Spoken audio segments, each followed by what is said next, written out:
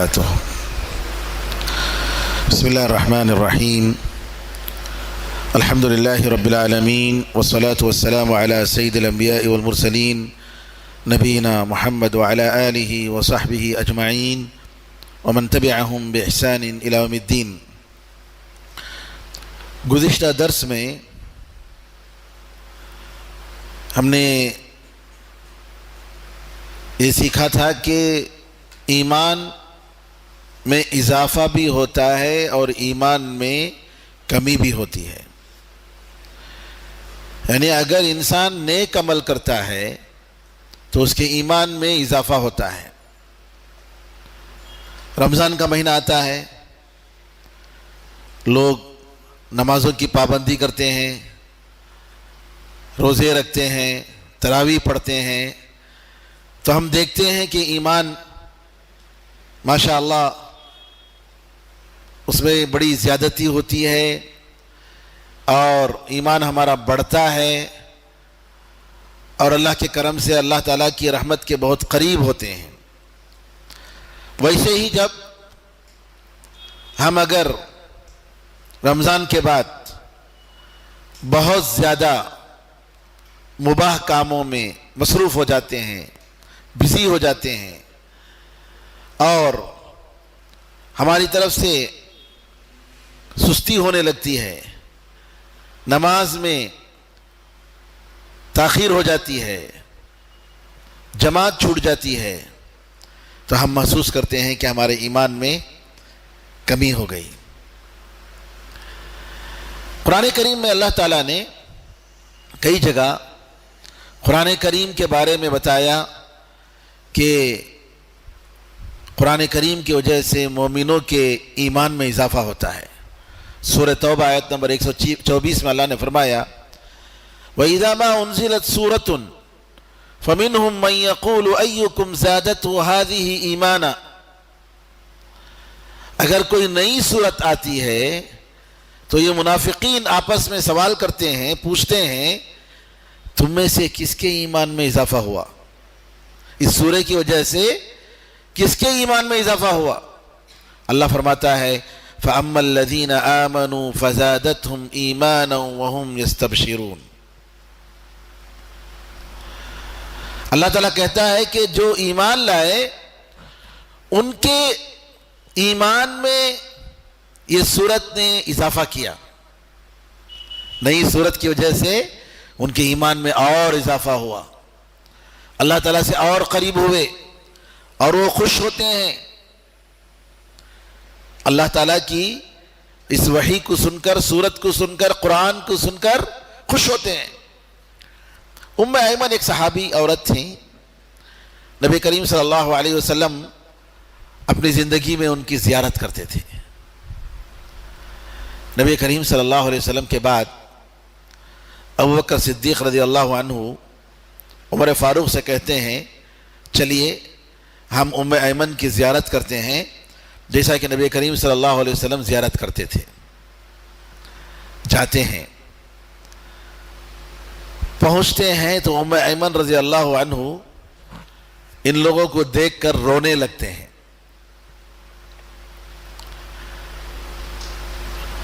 ام ایمن رضی اللہ تعالیٰ عنہ کے رونے کو دیکھ کر ابو بکر اور عمر رضی اللہ عنہما بھی رونے لگتے ہیں. اس کے بعد ابو بکر پوچھتے ہیں کس لیے تم رو رہے ہو؟ نبی کریم صلی اللہ علیہ وسلم کے لیے اللہ تعالیٰ نے ان کے لیے جو تیار کیا ہے جنت میں وہ دنیا سے بہتر ہے.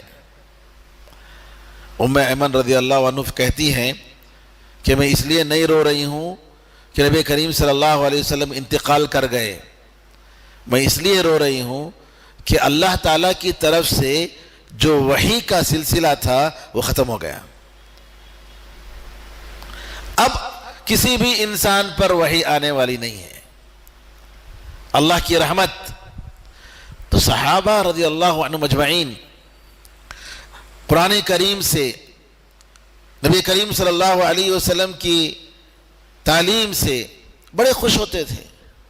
اللہ تعالیٰ قرآن میں فرماتا ہے قُلْ بِفَضْلِ اللَّهِ وَبِرَحْمَتِهِ، کہہ دیجئے یہ جو دین تمہیں ملا ہے، یہ قرآن اور حدیث کی جو نعمت تمہیں ملی ہے، یہ اللہ کے فضل سے ہے، اس کی رحمت سے تمہیں ملی ہے۔ فَبِذَلِكَ فَلْيَفْرَحُوا، اللہ تعالیٰ کے اس دین کی نعمت پر، قرآن کریم کی اس نعمت پر ان کو خوش ہونا چاہیے۔ هُوَ خَيْرٌ مِّمَّا يَجْمَعُونَ، یہ نعمت، یہ لوگ جو جمع کر رہے ہیں دنیا کی دولت، اس سے کہیں زیادہ بہتر ہے۔ دین کی دولت، قرآن کریم اور نبی کریم صلی اللہ علیہ وسلم کے دین کی دولت بہت بڑی چیز ہے۔ ایک مرتبہ ابو ہریرہ رضی اللہ تعالیٰ عنہ مدینے میں مارکیٹ میں جاتے ہیں، جا کر کہتے ہیں ارے تم لوگ کیا کر رہے ہو، جاؤ مسجد نبوی میں دیکھو، نبی کریم صلی اللہ علیہ وسلم کا میراث تقسیم ہو رہا ہے۔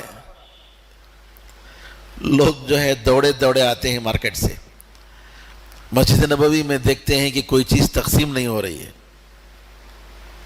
واپس جاتے ہیں، کہتے ہیں ابو ہریرہ سے، ابو ہریرہ ہم نے کوئی چیز تقسیم ہوتے ہوا نہیں دیکھا، تم کہہ رہے تھے کہ میراث تقسیم ہو رہی ہے۔ ابو ہریرہ رضی اللہ عنہ نے فرمایا تم لوگوں نے کیا دیکھا؟ ہم نے دیکھا کہ ایک صاحب بیٹھے ہیں اور ان کے ساتھ کچھ لوگ بیٹھے ہیں اور وہ دین سکھا رہے ہیں، قرآن سکھا رہے ہیں، حدیث سکھا رہے ہیں۔ تو ابو ہریرہ رضی اللہ عنہ نے کہا نبی کریم صلی اللہ علیہ وسلم کا میراث تو یہی ہے، یہی تو چھوڑ کے گئے، علم دین۔ یہ بہت بڑی نعمت، دین کا علم جو ہے، دین اللہ تعالیٰ سب کو نہیں دیتا ہے۔ نبی کریم صلی اللہ علیہ وسلم فرماتے ہیں مَن يُرِدِ اللَّهُ بِهِ خَيْرًا يُفَقِّهُ فِي الدِّينِ، اللہ تعالیٰ جس کے ساتھ بہتری چاہتا ہے، جس کے ساتھ بہتری چاہتا ہے، اس کے لیے دین میں سمجھ، دین میں علم عطا فرماتا ہے۔ اللہ سب کو نہیں دیتا ہے، دنیا سب کو دیتا ہے، بلکہ جو لوگ اس کو گالی دیتے ہیں، اس کے دوستوں کو تکلیف دیتے ہیں، مارتے ہیں، قتل کرتے ہیں، اللہ کے ساتھ جو شرک کرتے ہیں، اس کی کتاب کو جھٹلاتے ہیں، اس کے نبی کو جھٹلاتے ہیں، مذاق کرتے ہیں، ان کو اور بھی دیتا ہے، کیونکہ ان کے لیے آخرت میں کچھ نہیں ہے، دنیا ہی میں سب کچھ ہے۔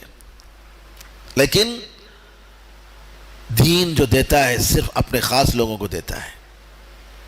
جیسا اللہ تعالیٰ کے جو انبیاء اور رسول ہیں اس کے چنندہ بندے ہیں، ہے کیا نہیں؟ بالکل اسی طریقے سے اس علم کا وارث جن کو بناتا ہے وہ لوگ بھی چنندہ ہوتے ہیں۔ یہ اللہ کی بہت بڑی نعمت، دنیا کی کسی نعمت سے اس کو کمپیئر نہیں کر سکتے۔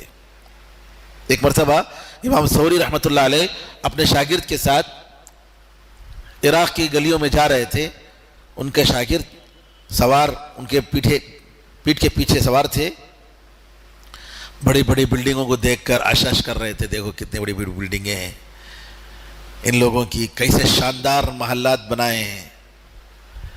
امام سفیان ثوری رحمۃ اللہ علیہ فرماتے ہیں ارے مت دیکھو ادھر، کچھ بھی نہیں ہے یہ، اللہ کی قسم اگر ان کو معلوم ہو جائے اللہ تعالیٰ نے ہمیں کتنا بڑا خزانہ دیا ہے، کتنی بڑی دولت دی ہے، اگر اس کی قدر اگر ہو جائے ان لوگوں کو، اس دولت کو پانے کے لیے ہم سے تلوار لے کر جھگڑا کریں گے، لڑیں گے ہم سے، لیکن ان کو معلوم نہیں ہے اللہ تعالیٰ نے کتنی بڑی دولت دی ہے۔ تو ایمان اضافہ ہوتا ہے دین کی وجہ سے، علم دین سے، قرآن کریم میں غور و فکر کرنے سے، اللہ تعالیٰ کی یاد سے، اللہ کے ذکر سے۔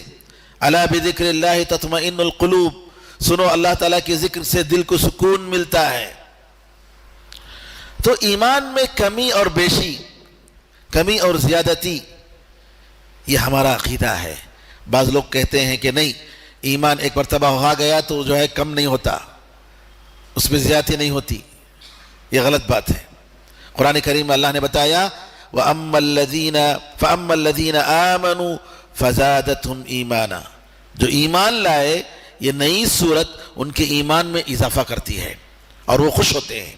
وَأَمَّا الَّذِينَ فِي قُلُوبِهِمْ مَرَضٌ، لیکن جن کے دل میں بیماری ہے، نفاق ہے، منافقین، فَزَادَتْهُمْ رِجْسًا إِلَىٰ رِجْسِهِمْ، ان کی گندگی جو تھی پہلے سے، اس گندگی میں اور بھی اضافہ ہو گیا. وَمَاتُوا وَهُمْ كَافِرُونَ، اور وہ کفر کی حالت میں مرتے ہیں. کیوں؟ پہلے سے منافق. جتنی قرآن کریم کی صورتیں تھیں ان کا انکار کر رہے تھے، اس میں شک کر رہے تھے، تو کفر اور شک کی گندگی ان کے پاس تھی آلریڈی پہلے سے. اب کیا ہوا؟ ایک نئی صورت جب اتری اس کا بھی انکار کیا، اس میں بھی شک کیا، تو مزید گندگی میں اضافہ ہو گیا. تو کہنے کا مطلب یہ ہے کہ یہ ایمان کی علامت ہے. اللہ تعالیٰ سورہ انفال آیت نمبر 2 میں فرماتا ہے انما المؤمنون الذين اذا ذكر الله وجلت قلوبهم. مومن تو وہ لوگ ہیں جب اللہ کا ذکر ان کے سامنے آ جائے تو ان کے دل میں ڈر پیدا ہو جاتا ہے، کپ کپی طاری ہو جاتی ہے. وَإِذَا تُلِيَتْ عَلَيْهِمْ آيَاتُ، اور اللہ کی آیتیں جب ان پر پڑھی جاتی ہیں زادتہم ایمانا، ان کے ایمان میں اضافہ ہوتا ہے. وَعَلَىٰ رَبِّهِمْ يَتَوَكَّلُونَ، اور وہ اپنے پروردگار پر بھروسہ کرتے ہیں. تو ایمان میں اضافہ ہوتا ہے قرآن کریم کی تلاوت سے، سننے سے، پڑھنے سے، غور و فکر کرنے سے، اس کے معنی میں غور و فکر کرنے سے. تو میرے بزرگوں، میرے بھائیوں، ایمان میں اضافہ کرنے اور ایمان کو پختہ کرنے کی ہر مومن کو فکر کرنی چاہیے. کیسے میرے ایمان میں اضافہ ہوگا؟ اور اگر ایمان میں کمی آ جائے تو اس کی فکر کرنی چاہیے. میرے ایمان میں کمی آ گئی ہے، اور یہ محسوس ہوتا ہے. آپ اگر زیادہ مثال طور پر سفر میں گئے، کبھی تفریح کے لیے گئے، میل جول زیادہ ہو گیا، اللہ کے ذکر سے دور ہو گئے، آپ کے معمول میں فرق پڑ گیا، قرآن کریم جو تلاوت کرتے تھے اس میں فرق پڑ گیا جی، تو کیا ہوتا ہے؟ محسوس کرتے ہیں کہ دل میں ایک قسم کی وحشت، دل میں ایک قسم کی اللہ تعالیٰ سے دوری. تو کیا کرنا چاہیے؟ فوراً اللہ تعالیٰ کی طرف پلٹ کر آنا چاہیے. استغفار کثرت سے پڑھنا چاہیے. کیونکہ جس طریقے سے کپڑوں پر، سفید کپڑے پر دھبے پڑتے ہیں، کپڑا گندا ہوتا ہے، اسی طریقے سے دل پر گناہوں کی وجہ سے دھبے پڑتے ہیں. اور یہ گناہ اسی وقت صاف ہوتا ہے جب انسان فوراً کثرت سے استغفار کرے. فجر کی جماعت چھوٹ گئی ہے نا، کیا کرنا چاہیے؟ استغفار کرنا چاہیے، اللہ سے معافی مانگنی چاہیے. اے اللہ، ہماری فجر کی جماعت چھوٹ گئی، فجر کی جماعت ہم سے چھوٹ گئی، مغفرت سے اللہ تعالیٰ سے معافی مانگنی چاہیے. گناہ سرزد ہو گیا، وتر نماز چھوٹ گئی، اللہ سے معافی مانگنی چاہیے. کیونکہ شیخ ابن عثیمین رحمۃ اللہ علیہ فرماتے ہیں جو وتر کی نماز چھوڑ دیتا ہے وہ فاسق ہے. فاسق کا مطلب بدکار، بدعمل. وتر کی نماز چھوٹ گئی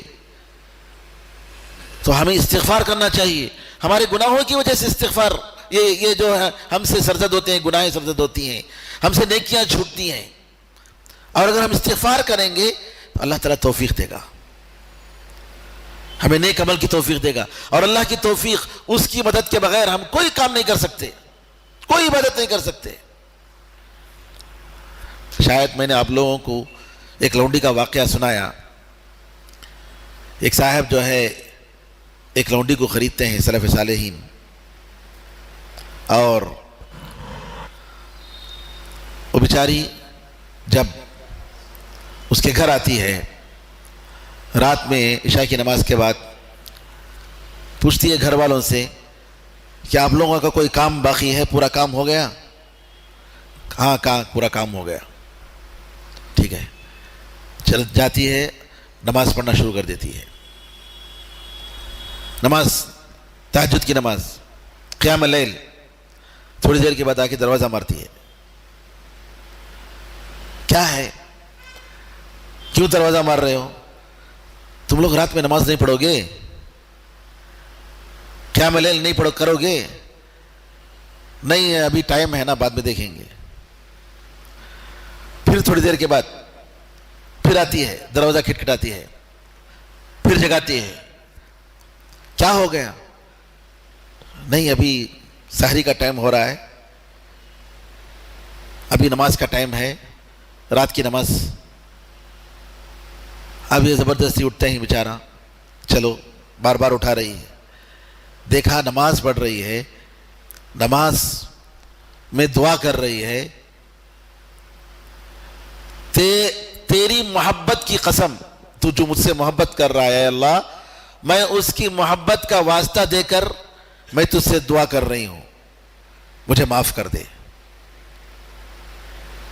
تیری محبت کی قسم اے اللہ تو مجھے معاف کر دے.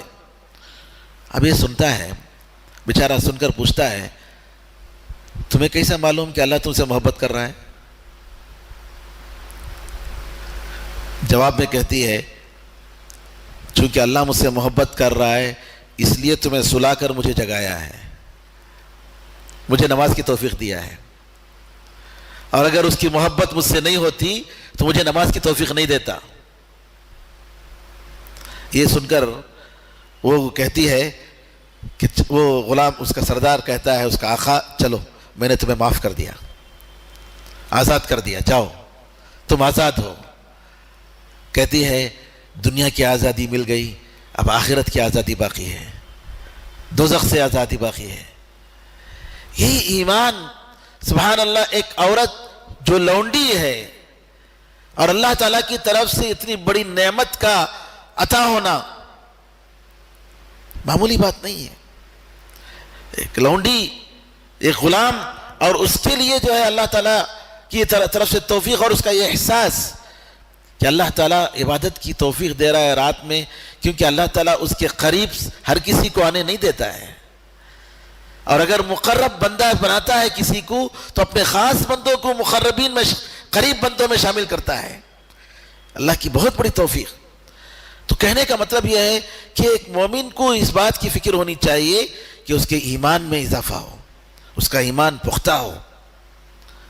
ایمان کا مطلب، عقیدے کا مطلب یہ نہیں کہ ہم نے کتاب پڑھ لی عقیدہ واسطیہ، یا ہے کہ کوئی دوسری کتاب عقیدے کی کتاب بس اور وہاں سے ہمارا ایمان. نہیں، ایمان کا مطلب دل میں ایسی پختگی، دل میں ایسا پکا عقیدہ، پکا ایمان کہ جس کی وجہ سے گناہ ہمارے لیے مشکل بن جائے، اللہ تعالیٰ کی عبادت بجا لانا ہمارے لیے آسان ہو جائے.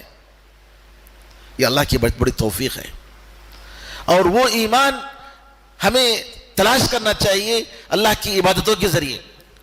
بعض سلف کہتے ہیں ما کان ابو بکر اکثر منا صلاة ولا صیاما ولكن شیء اقر فی القلب. ابو بکر صدیق رضی اللہ عنہ نفل عبادتیں، نفل نمازیں، نفل روزے کچھ ہم سے زیادہ نہیں رکھتے تھے، لیکن یہ نہیں کہ دن بھر روزہ رکھے ہوئے ہیں، سال بھر روزہ ان کا چل رہا ہے، رات بھر تہجد کی نمازیں ہو رہی ہیں، نہیں، لیکن ان کے دل میں ایمان مضبوط تھا. ان کے دل میں جو ایمان تھا وہ پہاڑوں سے بھی زیادہ مضبوط. اسی لیے نبی کریم صلی اللہ علیہ وسلم ایک مرتبہ واقعہ سناتے ہیں، بنو اسرائیل کا واقعہ سناتے ہوئے کہتے ہیں کہ ایک مرتبہ ایک شخص گائے کے اوپر سوار ہوا، گائے کے اوپر گھوڑے پر جیسے سواری کرتے ہیں ویسا سواری کرنے لگا. گائے نے پلٹ کر اسے کہا اللہ تعالیٰ نے مجھے سواری کے لیے پیدا نہیں کیا ہے، کھیتی باڑی کے لیے، پانی وغیرہ سینچنے کے لیے اللہ نے مجھے پیدا کیا ہے. نبی کریم صلی اللہ علیہ وسلم نے جب یہ واقعہ سنایا، جو لوگ سامنے تھے ان لوگوں نے کہا بقرۃ تتکلم، کیا گائے بات کر سکتی ہے؟ نبی کریم صلی اللہ علیہ وسلم نے فرمایا آمنت بہذا انا و ابو بکر و عمر، میں اس پر ایمان لاتا ہوں، ابو بکر اس پر ایمان لاتے ہیں، عمر اس پر ایمان لاتے ہیں، جبکہ اس محفل میں ابو بکر عمر نہیں ہیں، ابو بکر عمر نہیں ہیں، اور نبی کریم صلی اللہ علیہ وسلم ان کی طرف سے گواہی دے رہے ہیں کہ ایمان لائے ہیں وہ. کیوں؟ رسول اللہ صلی اللہ علیہ وسلم کو معلوم تھا کہ ابو بکر اور عمر ایسے لوگ ہیں جن کو نبی کریم صلی اللہ علیہ وسلم کی ہر بات پر یقین، ہر بات پر یقین، ذرا بھی شک نہیں. اس کے بعد نبی کریم صلی اللہ علیہ وسلم ایک دوسرا واقعہ سناتے ہیں بنو اسرائیل کا. اسی محفل میں کہتے ہیں ایک مرتبہ ایک چرواہا بکریوں کو چرا رہا تھا. ایک بھیڑیا آیا اور ایک بکری پکڑ کے لے گیا. وہ چرواہا اس کے پیچھے جاتا ہے اور اس بکری کو اس کے منہ سے چھڑا کر لاتا ہے. جب اس نے چھڑایا تو وہ بھیڑیا کہتا ہے آج تو نے میرے منہ سے اس کو چھڑا لیا, اس دن کیا کرو گے جس دن میں خود ان کو چراؤں گا. قیامت کے دن کوئی پوچھنے والا نہیں, میں خود چراؤں گا, تم کیا کرو گے؟ لوگوں نے کہا ذئب یتکلم, بھیڑیا بات کر سکتا ہے؟ نبی کریم صلی اللہ علیہ وسلم نے فرمایا آمنت بہذا انا و ابو بکر و عمر, میں اس بات پر میں اور ابو بکر اور عمر ایمان لاتے ہیں. کیا مطلب؟ ابو بکر اور عمر کا ایمان اتنا مضبوط. اسی لیے ابو بکر صدیق رضی اللہ عنہ معراج کے موقع پر جب نبی کریم صلی اللہ علیہ وسلم نے سنایا کل رات میں بیت المقدس گیا اور وہاں سے میری ساتویں آسمان کی میری زیارت ہوئی اور پھر واپس ہوا, کفار قریش مذاق اڑانے لگے. ابو بکر رضی اللہ تعالیٰ وہاں نہیں تھے. ابو بکر رضی اللہ عنہ بعد میں آتے ہیں. کفار قریش پوچھتے ہیں ابو بکر صدیق سے آپ ذرا بتاؤ اگر کوئی آدمی یہ کہتا ہے کہ راتوں رات وہ بیت المقدس فلسطین گیا اور جا کر واپس آیا تو اس کی بات پر بھروسہ کرو گے؟ آپ کو یقین ہوگا؟ ابو بکر صدیق کہتے ہیں کیسے ہوگا, یہ کیسے ممکن ہے کہ راتوں رات ایک آدمی جائے اور واپس آئے؟ فوراً وہ کہتے ہیں کہ تم جس شخص پر تم ایمان لائے ہو وہ یہ دعویٰ کر رہے ہیں کہ وہ فلسطین گئے اور واپس آئے. ابو بکر صدیق رضی اللہ عنہ فوراً کہتے ہیں اگر نبی کریم صلی اللہ علیہ وسلم نے فرمایا ہے تو میں اس پر ایمان لاتا ہوں. ان لوگوں نے کہا کیسے ایمان لاؤ گے, ابھی تک تو تم کہہ رہے تھے کہ نہیں ہو سکتا ہے. ابو بکر صدیق رضی اللہ عنہ نے فرمایا میں اس سے بڑھ کر اس بات پر ایمان لایا ہوں کہ آسمان سے نیچے ان کے پاس وحی آ رہی ہے, اللہ کی طرف سے وحی آ رہی ہے ان کے پاس, میں اس پر ایمان لایا ہوں, یہ تو کوئی بات نہیں ہے. یہ ابو بکر صدیق رضی اللہ عنہ کا ایمان, وہ یقین اور یہ مضبوط اور یہ دل میں یقین اور دین پر ثابت قدمی اللہ تعالیٰ کی توفیقی سے ہو سکتا ہے, انسان سے اپنے سے نہیں ہو سکتا ہے. اسی لیے اللہ تعالیٰ فرماتا ہے وَلَوْلَا أَن ثَبَّتْنَاكَ لَقَدْ كِدتَّ تَرْكَنُ إِلَيْهِمْ شَيْئًا قَلِيلًا, کہ اگر آپ کو ہم دین پر مضبوط نہ کر دیتے اے محمد, قریب تھا کہ آپ ان کی طرف تھوڑا مائل ہو جاتے, کفار اور مشرکین کی طرف. جی لیکن ہم آپ کو مضبوط رکھ رہے ہیں دین پر, اللہ کی باتوں پر یقین دے رہے ہیں آپ کو. تو نبی کریم صلی اللہ علیہ وسلم کو بھی جب اللہ تعالیٰ کی طرف سے ہے, ہم اور آپ کا کیا شمار ہے؟ تو کہنے کا مطلب یہ ہے کہ ایمان جو اضافہ ہوتا ہے یہ نیک عمل کی وجہ سے, دین کی علم کی مجلسوں میں بیٹھنے سے, دین کی باتوں کو سننے سے, اللہ کی عبادت بجا لانے سے, قرآن کریم کی تلاوت کرنے اور اس پہ غور و فکر کرنے سے. بعض سلف صالحین رات میں ایک آیت کو بار بار پڑھتے, پوری رات اسی پر گزار دیتے. کیوں؟ سوچتے اس پر, غور و فکر کرتے, اس کا کیا مطلب, اس کا اپنے دل میں بٹھاتے اس کو. تو ایمان میں اضافہ ہونا اور کمی ہونا یہ ہمارا عقیدہ ہے. اور اس سے پہلے میں نے بتایا کہ نبی کریم صلی اللہ علیہ وسلم نے فرمایا کہ لا یزنی الزانی حین یزنی وہو مؤمن, زنا کرنے والا زنا نہیں کرتا ہے اس حال میں کہ وہ مومن ہو. چور جب چراتا ہے ایمان کی حالت میں چراتا نہیں ہے, ایمان نہیں رہتا ہے اس کے دل میں. لوگوں نے ابو ہریرہ سے پوچھا رضی اللہ عنہ وارضا ایمان کہاں رہتا ہے؟ تو فرمایا کہ چھت کی طرح اس کے اوپر سر پر سائے کی طرح کھڑا رہتا ہے, اور جب وہ اس عمل سے اس برائی سے جب فارغ ہوتا ہے تب اس کے بعد ایمان واپس آتا ہے.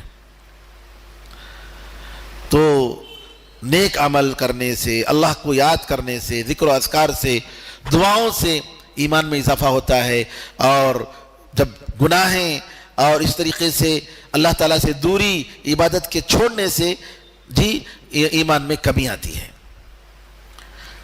اس کے بعد ایک اور مسئلہ شیخ الاسلام ابن تیمیہ رحمۃ اللہ علیہ نے بتایا، وہ یہ ہے کہ اہل سنت اور جماعت،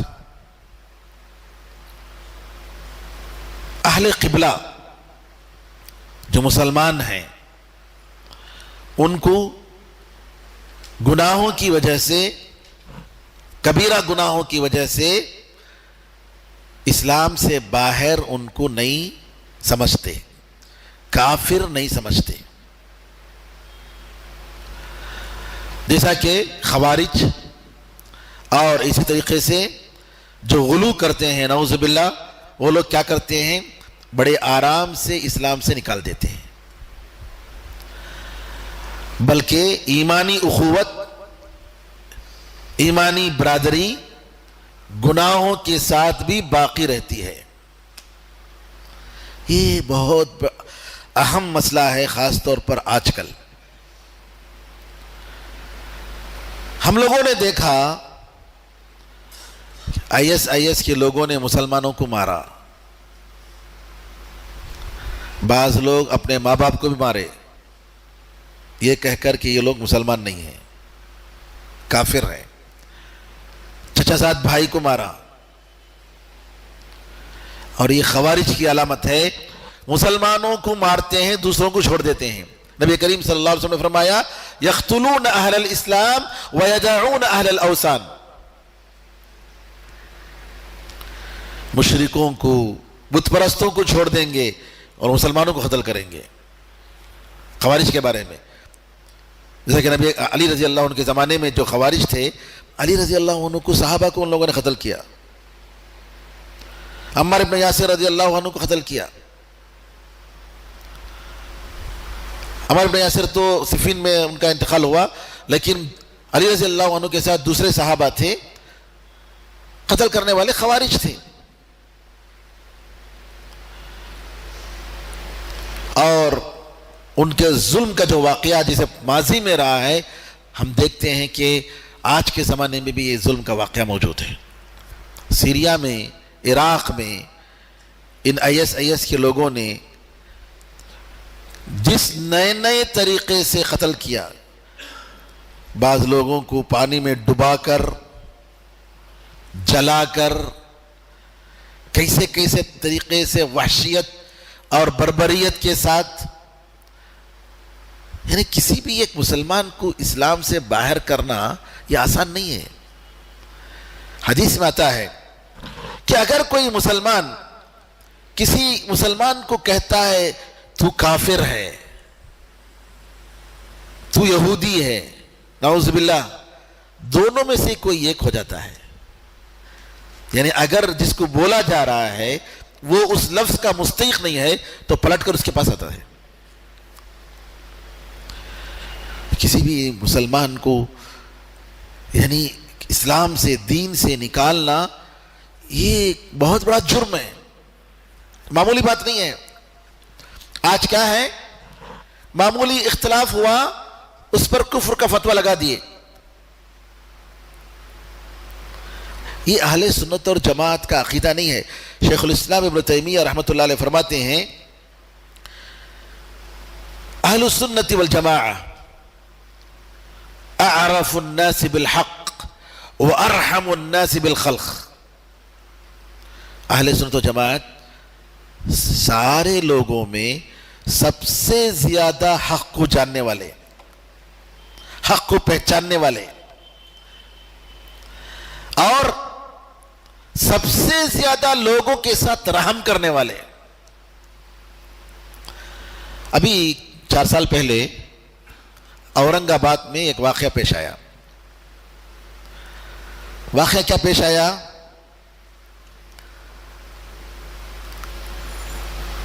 ایک میت جو بریلوی تھے، بریلوی کی میت، بریلوی کا مطلب جو قبر پرست، قبر پرستی کرتے ہیں، ایک بریلوی کی میت تھی، اس کا جنازہ دیوبندی نے پڑھایا۔ امام کون تھا؟ دیوبندی، میت بریلوی۔ نماز پڑھنے والوں میں اس امام کے پیچھے بہت سارے بریلوی تھے، اور جیسے ہی معلوم ہوا کہ امام جو ہے دیوبندی تھا، بریلوی نہیں تھا، فوراً یہ فتویٰ لگ گیا کہ جن جن لوگوں نے اس دیوبندی کے پیچھے نماز پڑھی وہ لوگ دین سے خارج ہو گئے۔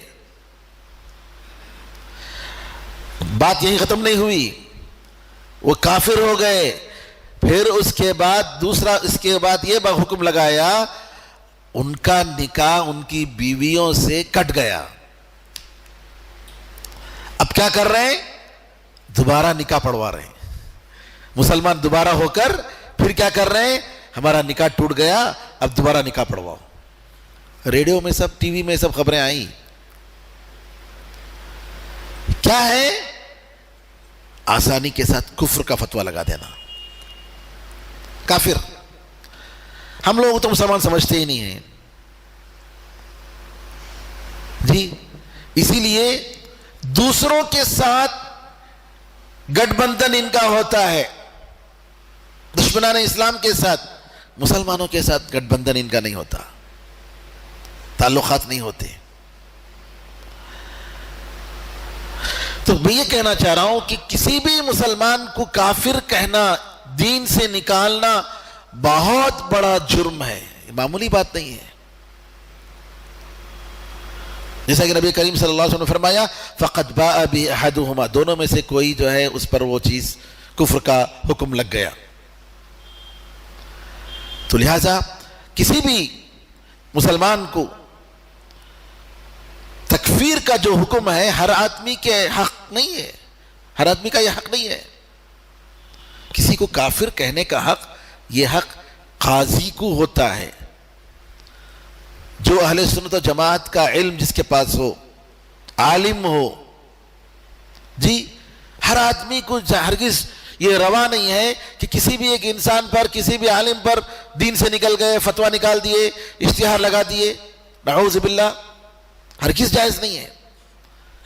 اہل سنت و جماعت ڈرتے ہیں کسی پر حکم لگانے سے۔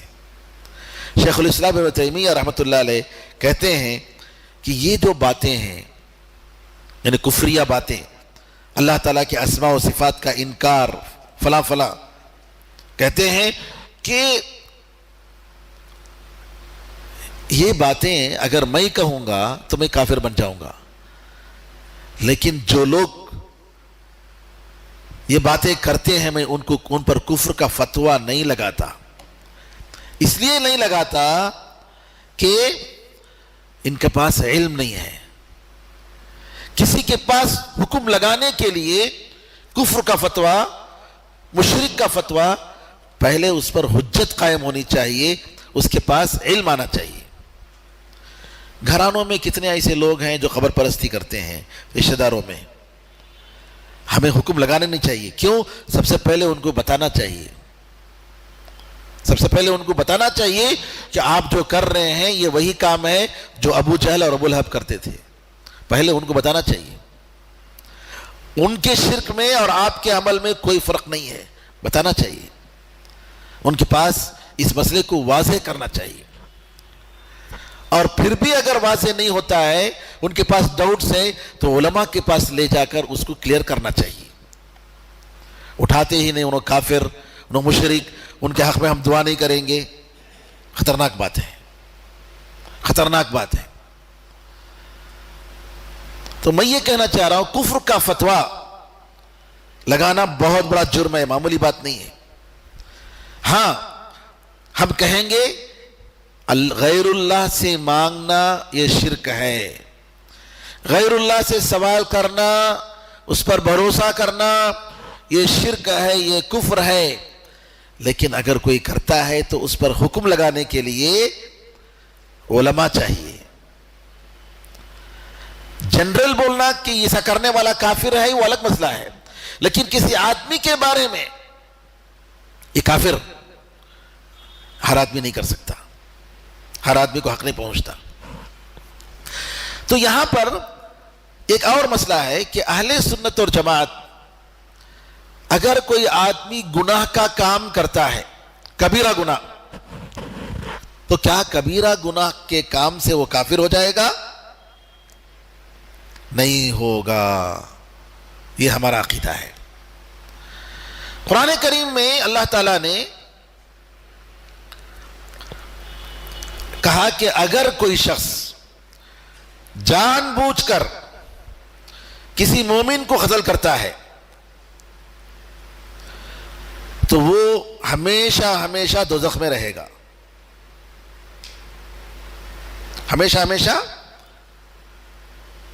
دیکھیے سورہ نساء آیت نمبر 93 میں اللہ فرماتا ہے وَمَن يَقْتُلْ مُؤْمِنًا مُتَعَمِّدًا، اگر کوئی شخص جان بوجھ کر کسی مسلمان کو، کسی مومن کو قتل کرتا ہے تو اس کا بدلہ جہنم ہے، اس میں ہمیشہ ہمیشہ کے لیے رہے گا، اس پر اللہ کا غصہ ہے، اس پر اللہ کی لعنت ہے، اور اللہ تعالیٰ اس کے لیے بہت بڑا عذاب تیار رکھا ہے۔ تمل ناڈو میں جو توحید اور سنت کی جو بات کرتے ہیں جی، ان لوگوں کا یہ عقیدہ ہے کہ جو آدمی کسی مسلمان کو قتل کیا تو وہ ہمیشہ دوزخ میں رہے گا۔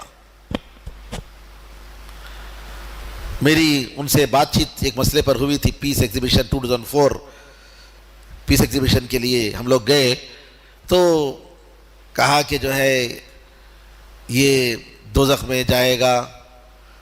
پھر اس کے بعد یہ کہا کہ صحابہ کے بارے میں نبی کریم صلی اللہ علیہ وسلم نے فرمایا کہ تم میرے بعد ایک دوسرے کی گردن کو مارتے ہوئے کافر نہ بن جانا، لا ترجعوا بعدی کفارا یضرب بعضکم رقاب بعض، ایک دوسرے کو مارتے ہوئے کافر نہ بن جانا۔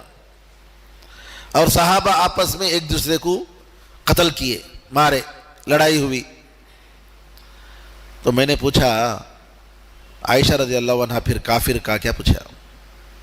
عائشہ رضی اللہ تعالیٰ عنہ اور علی رضی اللہ تعالیٰ عنہ کے درمیان کیمل وار جو ہوا، کیمل بیٹل، جنگ جمل میں لڑائی ہوئی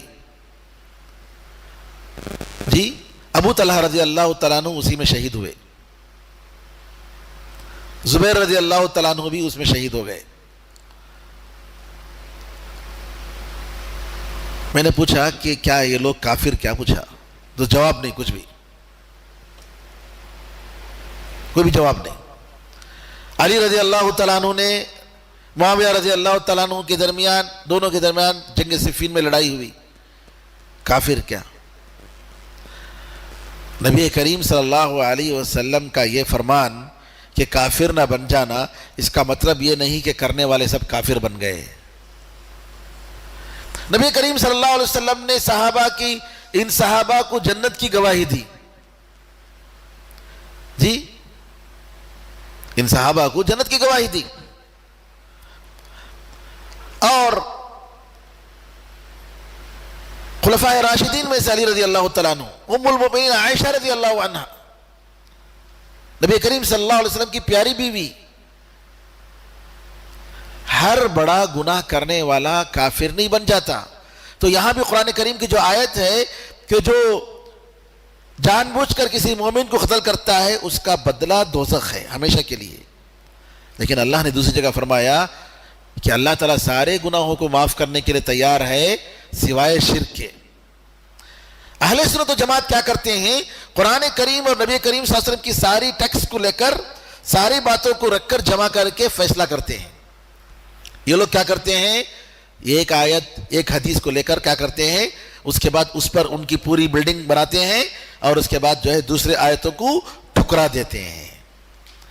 یہ اہل بدعت کی علامت ہے۔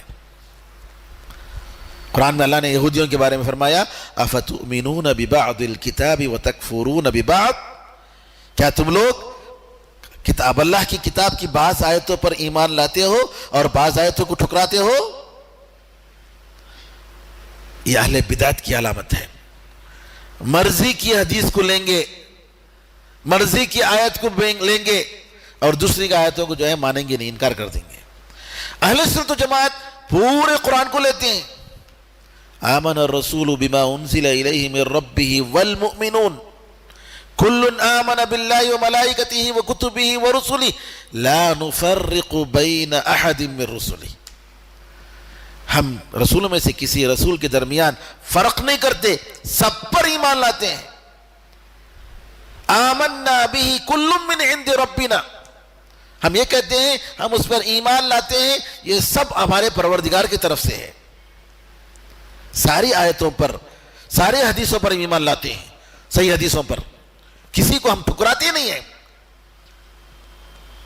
लेकिन उसका मतलब क्या है बताते हैं।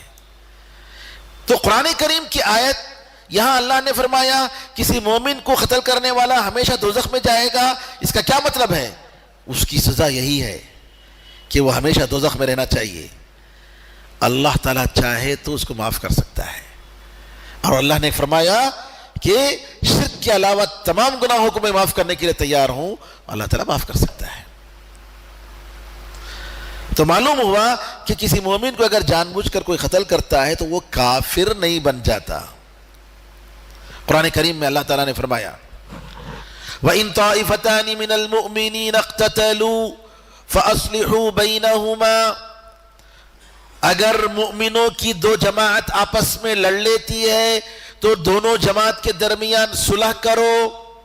फ़इन बग़त इहदाहुमा अलल उख़रा, अगर एक दूसरे पर जुल्म करती है फ़क़ातिलुल लती तबग़ी हत्ता तफ़िया इला अम्रिल्लाह, तो जो जमात और जो ग्रुप जुल्म करती है उससे लड़ो हत्ता कि वो अल्लाह के हुक्म की तरफ वापस हो जाए। फ़इन फ़ाअत फ़अस्लिहू बैनहुमा बिल अदलि व अक़सितू, अगर वो पलट कर आ जाए हक़ की तरफ तो इंसाफ के साथ उनके दरमियान सुलह करो, इंसाफ करो, बेशक अल्लाह ताला इंसाफ करने वालों को पसंद करता है, मोहब्बत करता है।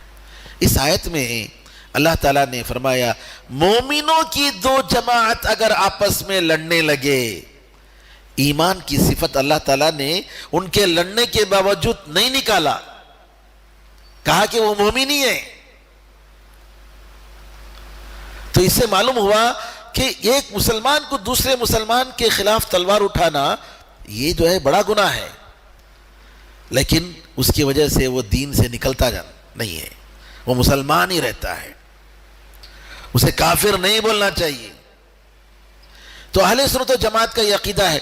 तो मैंने बताया कि 2004 में पीस एग्जीबिशन से पहले हम जब वो हजरत को हम दावत दे रहे थे तो बुला रहे थे, तो उन्होंने कहा कि जो है ये दोज़ख में रहेंगे और हमेशा हमेशा दोज़ख में रहेंगे।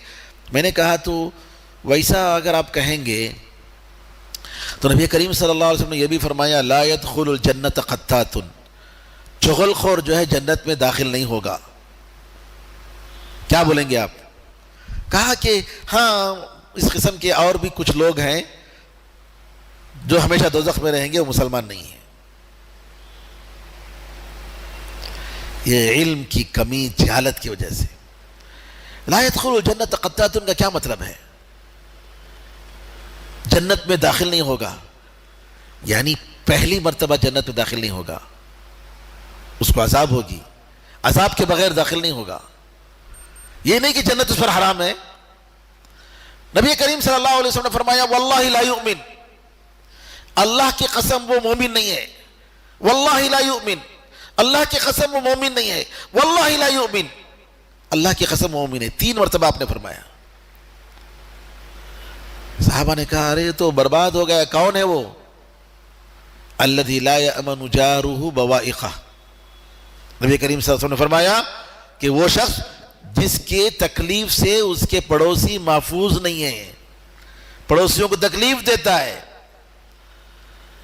तो क्या ये मुसलमान नहीं है? वो मोमिन नहीं है? मोमिन है, काफिर नहीं बन जाता। लेकिन इसका मतलब क्या है? वल्लाहि ला युमिन, यानी ईमान कामिल उसके पास नहीं है। जो कामिल ईमान होना चाहिए वो कामिल ईमान उसके पास नहीं है। इसका मतलब ये नहीं कि वो काफिर बन गया। तो कुरान और हदीस में जिस ऐसे नुसूस जो आते हैं, इसका मतलब क्या है? अल्लाह ताला के साथ नाफरमानी करना, बड़े गुनाहों का इर्तिकाब करना, बहुत ये सजा के मुस्तहिक लोग हैं, लेकिन अल्लाह ताला चाहे तो معاف کر سکتا ہے، کیونکہ ان کے پاس شرک نہیں ہے، ان کے پاس کفر نہیں ہے۔ اسی طریقے سے ایک مسلمان، ہم مسلمان اہل سنت جماعت کا ہمارا عقیدہ ہے کہ اگر کوئی گنہگار ہے کوئی مسلمان، تو اس کے نام سے ہم ایمان کا لفظ ہم نکالتے نہیں، یہ نہیں کہتے کہ مومن نہیں ہے، یہ نہیں کہتے، بلکہ ہم سمجھتے ہیں کہ وہ مومن ہے۔ معتزلہ کا عقیدہ ہے کہ وہ مومن بھی نہیں ہے، کافر بھی نہیں ہے، بیچ کے ایک اسٹیج میں ہے۔ یہ معتزلہ کا عقیدہ ہے، اہل سنت و جماعت کا عقیدہ نہیں ہے۔ اہل سنت کہتے ہیں وہ فاسق ہے، گنہگار ہے، مومن ہے۔ اسلام کی انصاف کو دیکھیے، عدل و انصاف۔ صحابہ میں ایک صحابی تھے جو شراب پیتے تھے، ان کا نام عبداللہ، اور شراب پینے کی وجہ سے لوگ ان کو حمار بولتے تھے، حمار بولے تو گدھا۔ شراب کے جرم میں لائے جاتے تھے، کوڑے برساتے تھے، پھر بھی بار بار۔ ایک مرتبہ جب ان کو کوڑے مار رہے تھے، ایک صحابی نے کہا تمہیں شرم نہیں آتی؟ کتنی مرتبہ تم مار کھاتے ہو پھر بھی شراب پی کے آتے ہو، شرم نہیں آتی تمہیں؟ نبی کریم صلی اللہ علیہ وسلم نے فرمایا تم اپنے بھائی کے خلاف شیطان کی مدد مت کرو، یہ شخص اللہ اور اس کے رسول سے محبت کرتا ہے۔ گواہی ایمان اور محبت کی دی جا رہی ہے ایک طرف، دوسری طرف سزا دی جا رہی ہے شراب کے جرم کی۔ یہ انصاف، یہ عدل اسلام کا۔ ایک طرف سزا دی جا رہی ہے شراب کے جرم کی، اور دوسری طرف گواہی دی جا رہی ہے کہ یہ شخص اللہ اور اس کے رسول سے محبت کرتا ہے۔ سبحان اللہ۔ تو ہمارا یہ عقیدہ ہے کہ ایک آدمی کے اندر ایمان اور کفر کی دونوں علامتیں جمع ہو سکتی ہیں۔ جتنا اس کے اندر گناہ ہے اتنا اس کے اندر جو ہے نعوذ باللہ کفر کی چیزیں ہیں، کیونکہ جتنے گناہیں ہیں وہ سب کے سب کفر کی برانچز ہیں، اور جتنی نیکیاں ہیں وہ سب کے سب ایمان کے برانچز ہیں، ایمان کی شاخیں ہیں۔ نبی کریم صلی اللہ علیہ وسلم نے فرمایا الایمان بضع و ستون او 70 شعبہ، ایمان 60 یا 70 سے زیادہ ایمان کے حصے ہیں۔ اعلیٰ کلمۃ لا الہ الا اللہ، اس میں سب سے بلند جو ہے لا الہ الا اللہ کا کہنا ہے۔ وَأَدْنَاهَا إِمَاطَةُ الْأَذَىٰ عَنِ الطَّرِيقِ، اور اس میں سب سے معمولی درجہ جو ہے تکلیف دینے والی چیز کو راستے سے ہٹانا ہے۔ یہ بھی ایمان کی برانچز۔ تو یہ ایک آدمی جس کے اندر گناہیں بھی ہیں، نیکیاں بھی ہیں، اللہ پر ایمان ہے، توحید ہے، تو کیا ہے اس کے اندر اس کے ایمان اور اس کے عمل کے مطابق وہ مومن ہے، اور جتنا جو ہے وہ گناہ کرتا ہے اتنا اس کے اندر کفر کی علامت موجود ہے، لیکن وہ ایمان سے باہر نہیں چلا جاتا۔ جب تک اللہ تعالیٰ کے جو باتیں ہیں، جو ایمان دین کے جو اصول ہیں ان کو قبول کرتا ہے، انکار نہیں کرتا ہے، ریجیکٹ نہیں کرتا ہے، دین کا مذاق نہیں اڑاتا ہے، شرک کا کام نہیں کرتا ہے، نے دین سے نکالنے والی بہت ساری چیزیں ہیں۔ اسلام کی کسی بھی چیز کا مذاق، داڑھی کا مذاق انسان کو دین سے نکال دیتا ہے۔ قرآن میں اللہ نے فرمایا قل اب اللہ وآیاتہ ورسولہ کنتم تستہزئون، ان سے پوچھو منافقین سے کیا تم اللہ کا، اس کے رسول کا اور اس کی آیتوں کا مذاق اڑا رہے تھے؟ لقد کفرتم بعد ایمانکم، تمہارے ایمان کے بعد تم کافر بن گئے۔ دین کی کسی بھی چیز کا مذاق انسان کو اسلام سے نکال دیتا ہے، شک نکال دیتا ہے۔ دین کی کسی بات پر شک کرنا، ڈاؤٹ کرنا جو ثابت ہے انسان کو نکال دیتا ہے۔ دین کی کسی چیز کو پسند نہ کرنا اگرچہ کہ وہ اس پر عمل کر رہا ہے۔ کیا فجر کے وقت صبح میں اللہ تعالیٰ ایک 10 بجے رکھتا تو اچھا تھا نہیں کیا؟ فجر کا وقت کیا مشکل ہے تنامنا، اگرچہ کہ فجر کی نماز پابندی سے پڑھ رہا ہے، لیکن اس کے دل میں اللہ تعالیٰ کے حکم کے بارے میں اعتراض ہے، ناپسندیدگی ہے، اسلام سے گیا۔ قرآن میں اللہ فرماتا ہے سورہ محمد میں ذالک بأنہم کرہوا ما انزل اللہ فاحبط اعمالہم، اس لیے کہ ان لوگوں نے اللہ نے جو شریعت نازل کی اس کو پسند نہیں کیا تو اللہ نے ان کے نیک عمل کو برباد کر دیا۔ مومن کا مطلب اللہ کے لیے سرنڈر ہو جانا، اللہ کے حکم کے سامنے سرنڈر ہو جانا، اللہ کے ہر حکم کے سامنے سر تسلیم خم کرنا، یہ ہے ایمان۔ اللہ تعالیٰ کی کسی شریعت پر کسی حکم پر اعتراض نہیں کر سکتے، مذاق نہیں اڑا سکتے، دل سے ناپسندیدگی نہیں کر سکتے، محبت ہونی چاہیے شریعت سے۔ ہم اگرچہ کہ پردہ پہن رہے ہوں، نقاب ڈال رہے ہوں، اگر یہ سمجھ رہے ہیں کیا یہ سب برڈن ہے نا، کہیں کو یہ کالا کپڑا ڈالنا، نعوذ باللہ۔ ایک مومن عورت ہرگز اس کے دل میں اللہ تعالیٰ کی کسی شریعت کے بارے میں ناپسندیدگی، اعتراض ہو نہیں سکتا۔ وما كان لمؤمن ولا مؤمنة اذا قضى الله ورسوله امرا ان يكون لهم الخيارة من امرهم، کسی مومن مرد اور کسی مومن عورت کے لیے جائز نہیں، یہ روا نہیں کہ اللہ اور اس کے رسول جب فیصلہ کر دیں کسی بات میں تو اس میں ان کا کوئی اختیار ہو، اس میں ان کی کوئی چوائس۔ اللہ نے کہہ دیا سر اور آنکھوں پر۔ یہی امام ابو حنیفہ رحمۃ اللہ نے فرمایا، اللہ سے کوئی بات آ گئی سر و آنکھوں پر میں رکھتا ہوں، نبی کریم صلی اللہ علیہ وسلم سے کوئی بات آ گئی سر و آنکھوں پر میں رکھتا ہوں، صحابہ سے کوئی بات آ گئی سر اور آنکھوں پر میں رکھتا ہوں، میں اس کو قبول کرتا ہوں۔ بعد کے لوگ اگر کہہ رہے ہیں تو ہم بھی آدمی ہیں، وہ بھی آدمی ہیں، کیونکہ امام ابو حنیفہ رحمۃ اللہ علیہ تابعین کے زمانے میں تھے۔ بہرحال کہنے کا مطلب یہ ہے کہ ایمان کسی بھی ایک آدمی سے نفی کرنا، ایمان سے اسلام کے دائرے سے نکالنا ایک بہت بڑے خطرے کی بات ہے، توبہ کرنا چاہیے۔ اور ایک مومن اپنی زبان پر ہمیشہ نظر رکھتا ہے، کوئی ایسا لفظ نہیں کہتا جس کی وجہ سے اللہ کی نظر سے وہ گر جائے۔ معلوم ہے آپ کو کہ ایک آدمی جو ہے گناہ کرتا تھا، اس کا بھائی گناہ کرتا تھا، ہمیشہ اس کی وصیت کرتا، تاکید کرتا، بھائی مت کر، بھائی مت کر، بھائی مت کر۔ اور یہ آدمی نیک تھا، بولنے والا۔ ایک دن بولا اللہ تجھے معاف نہیں کرے گا جی، اللہ تعالیٰ تجھے معاف نہیں کرے گا۔ اللہ نے کہا تو کون ہے بولنے والا معاف نہیں کرے گا بول کر، تو دوزخ میں جا، میں اس جنت بھیجتا ہوں۔ جنت اللہ تعالیٰ کی ملکیت ہے، وہ جسے چاہے بھیج سکتا ہے۔ کسی بھی ایک آدمی پر، جیسا کہ میں نے گزشتہ درس میں بتایا، کسی کو ہم حقیر نہیں سمجھیں گے، گرچہ کہ وہ گناہوں میں پڑا ہوا ہے۔ اللہ تعالیٰ کے قریب کون ہے اللہ جانتا ہے۔ تو ہم کسی کے بارے میں حکم لگاتے ہوئے بہت احتیاط کرنا چاہیے۔ اللہ تعالیٰ سے دعا ہے کہ اللہ تعالیٰ ہم سب کو اس کے دین کو سمجھنے، اس پر عمل کرنے کی توفیق عطا فرمائے۔ آمین ارحم الراحمین، والحمدللہ رب العالمین، وصلی اللہ وسلم علی نبینا محمد وعلی آلہ وصحبہ اجمعین، والسلام علیکم ورحمۃ اللہ وبرکاتہ۔